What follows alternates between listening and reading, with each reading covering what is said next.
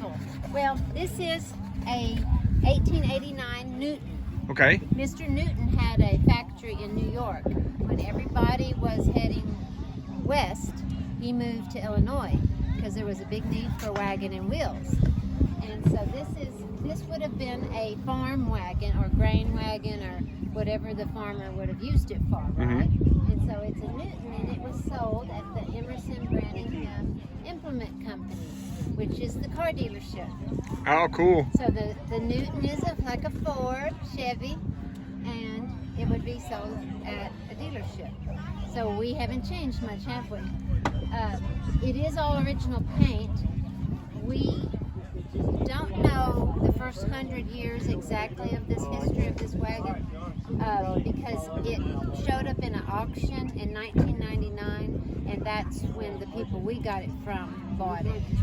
And so we think because of the way the paint is perfect and the wheels even have stenciling on the inside from the manufacturer, so they're original wheels. Yeah, we think Grandpa bought it, put it in a barn, and he died. Right, sounds like it. And one side is more vivid than the other, so we think the sun was hitting the other side. So on this wagon, of course, when we're judged for authenticity, you wouldn't see all this modern stuff. But the judges want to see greased wheels. They'll shake them, make sure that they're makes that hissing noise. A water barrel that's clean water. I mean, literally you can drink out of this barrel, which the cowboy would ride up with and grab his ladle, you know, and take a drink. Some people say barrels rode in the inside, some on the outside. So during judging, we have this little table set up as a shave station because the cook wanted his cowboys to be clean and healthy, and so they would have to wash up before they ate. And we'll go around here. We had harnesses out during judging for authenticity. They want to see a set of harnesses, so we just put them up because they're very valuable.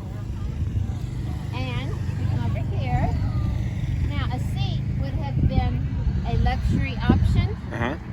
A lot of times you might see pictures of where they would sit on the bedrolls because this was extra money. But it may have only been $5, but back in 89. So this down here is a possum belly, they call it. Not all the wagons have them, and there are buffalo chips in there. So when they go across West Texas and there's no trees, then these are prairie coals to help them start their fires. The judges want to see hobbles, and we have a little cowbell. This is actually full of grease horn, and there's a grease bucket. And then this is the coffee maker. Not a coffee maker, a coffee bean grinder. And we found a shopping list from a trail boss who went to a dry goods place, and he bought 500 pounds of this and 500 pounds of that, and molasses and canned fruit, and several of these grinders, because that's all they drank, right? They had to boil their water. It was creek water, and so they ground beans all the time, and so they would actually, on a long cattle drive, they would wear them out. Wow. Isn't that fun? Yeah. So this chuck box was added for competition purposes. So this wagon has been competing since 2000, the year 2000. It won the Western Academy of Arts Chuck Wagon of the Year in 2007. We bought it from those people. Now a wagon would win that not just based on just the wagon, but how many competitions that person would have won. And the people we bought it from won a lot, and they competed all over the country with it. This is a historic wagon jack.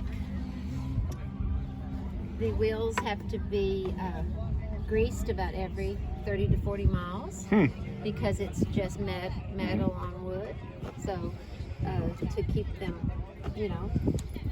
And so the chuck box was designed as you might know, by Charles Goodnight, or that's the folklore. Right. Because he wanted to be able to feed his cowboys well, right?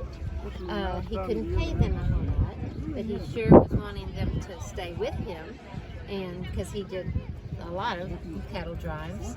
And so he went to his mother, I think it may have been his wife, and said, I need a kitchen on my wagon. And he bought wagons from the military, surplus wagons, and converted them to trail wagons.